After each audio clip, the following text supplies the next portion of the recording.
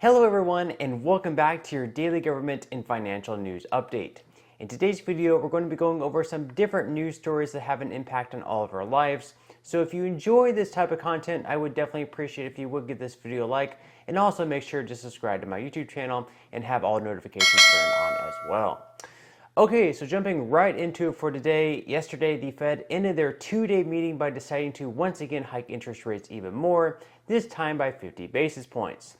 This puts the target range between 4.25 and 4.5%, and as CNBC points out, this new level marks the highest the Fed funds rate has been since December 2007, just ahead of the global financial crisis, and as the Fed was loosening policy aggressively to combat what would turn into the worst economic downturn since the Great Depression. Right now, it is being noted that increases will continue to happen in 2023 as well until we get to a target range of 5 to 5.25%.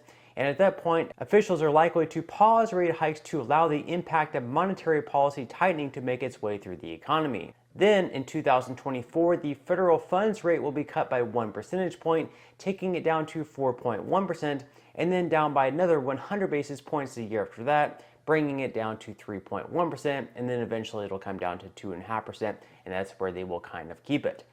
Okay, so what does this mean for everyday people like me and you? Well, for one, if you have credit cards, your interest rate, no matter how good your payment history is, even if you're making at least the minimum payment every single month, that interest rate will likely continue to increase. You've probably already seen increases this year because at the beginning of this year, for example, the average APR was around 16.3%.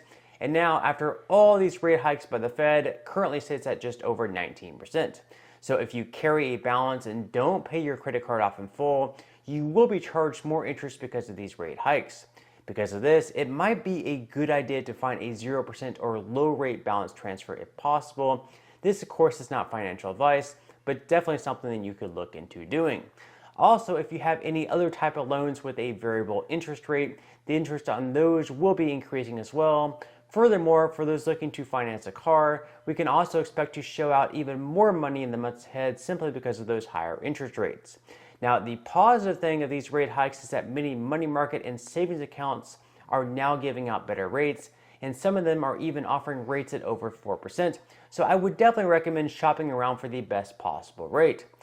Okay, so before we move into our next piece, I did want to make mention of an app that I recently started using called Ibotta. It's completely free to use, and you don't have to give any type of sensitive information, so you don't have to give out your social or anything like that. And it also helps offset the cost of groceries.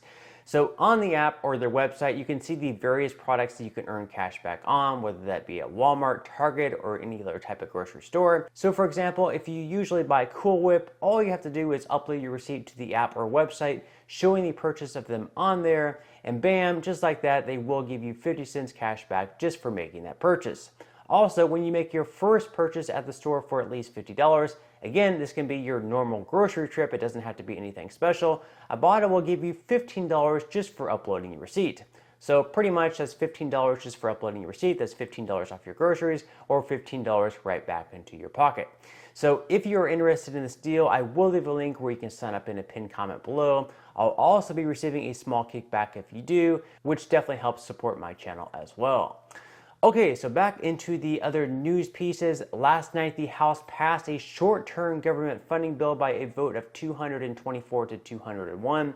It will now be sent off to the Senate, where it will need to be passed and signed by President Biden by Friday at midnight in order to avert a government shutdown. What this bill does is keep the government funded at their current levels through December 23rd, and even though Republican leaders urged their members to vote against the bill, none of them ignored the plea and joined Democrats in approval of it. Where they go from here is hard to say, but most Republicans want to freeze the current spending levels until next year until the new Congress is sworn in, since they'll have a majority by 10 seats, and therefore have more of a say in what ends up in the bill. Now, how this impacts us is one, in the bill, it decides what type of discretionary spending we have. So this could be something like how much we decide to spend on border security, for instance. Also, if they fail to pass the bill and we have a full-blown government shutdown, Social Security and Medicare could be impacted somewhat. Now, thankfully, checks for Social Security recipients will still be sent out in any timely manner. So, for example, whenever SSI recipients are supposed to receive their second payment this month on December 30th, which that payment is actually going to be the payment for 2023. That is going to be the check that should be around 8.7% higher than the one that you received on the 1st of December, because that's actually going to be your January payment, and you won't actually be getting any type of check in January. The next one will be on February 1st. So that payment would still go out even if there was a full-blown government shutdown. And then of course, all other recipients of Social Security would receive their checks in January as well, February, March, and so on. There would not be an issue with that. However, there would be some other issues going on, such as benefit verification and people applying for Medicare. Those people applying for Medicare would be turned away if there was a full-blown government shutdown. Other than that, people who receive SNAP benefits could be impacted as well. Now, with those, the USDA is generally able to send out benefits for 30 days after a shutdown.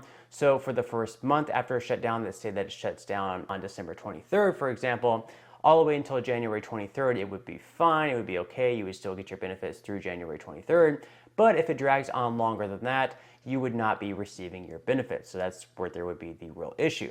With that said, I don't expect any type of government shutdown to take place, though it seems like they have this under control. And it seems like every single year, no matter what the circumstances are, lawmakers really drag this out. They wait until the last minute. They build up a lot of drama, like there's going to be this government shutdown. But at the end of the day, they get something passed because they don't want to stay longer. They want to go home for their Christmas vacation. So they end up getting something done. Now, moving into some other news, there are currently 3 new universal basic income programs where monthly payments are being sent out. These are all taking place in the San Francisco Bay Area. One of them was named the Black Economic Equity Movement, which provides $500 a month exclusively to Black young adults. The other program was called the Abundant Birth Project. This gives $1,000 a month to Black and Pacific Islander mothers. And finally, the other program in the Bay Area was named the Guaranteed Income for Transgender People program, which sends out monthly payments of $1,200 to transgenders who are Black, Indigenous, or people of color. Now, according to the Washington Free Beacon, in July 2021, California lawmakers set aside $35 million in grant funding for guaranteed income pilots across the state.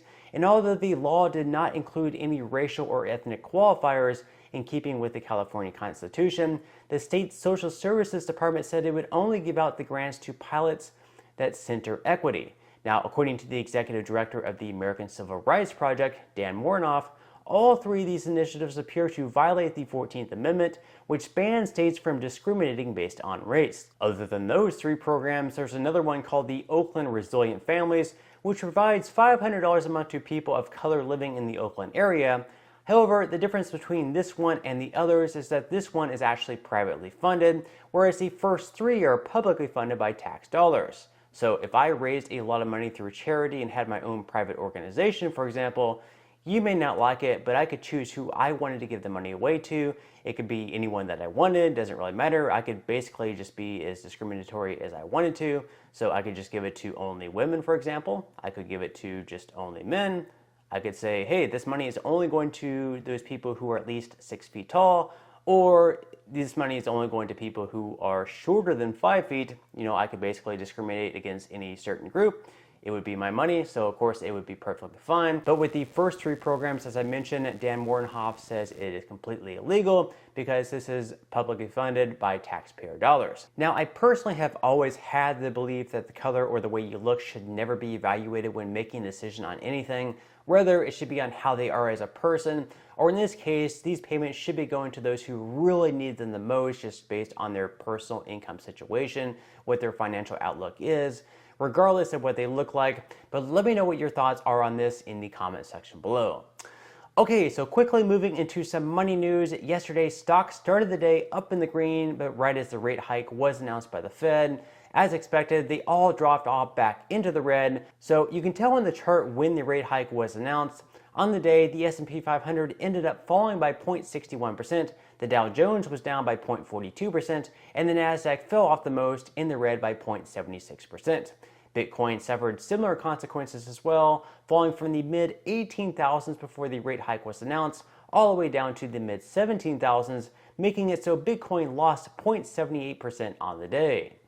Now, with that said, if you would like to receive up to 12 free stocks and $5 worth of Bitcoin, in the comment section below, I will leave a link where you can receive just that from my partner in Webull. And even if you don't feel like investing at this point in time for whatever reason, what you can always do is once you receive the free stocks is you can simply sell them for what they're worth and then transfer that money right back to your bank account. So it should be around $50 or possibly more that you'll be able to transfer to your bank account. So even if you don't feel like investing, this is going to be just some free extra money.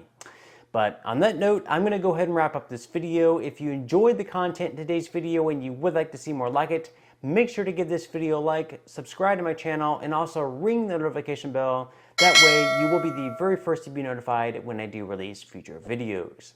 And until next time, I hope you have a wonderful day ahead, and I'll see you in the next video.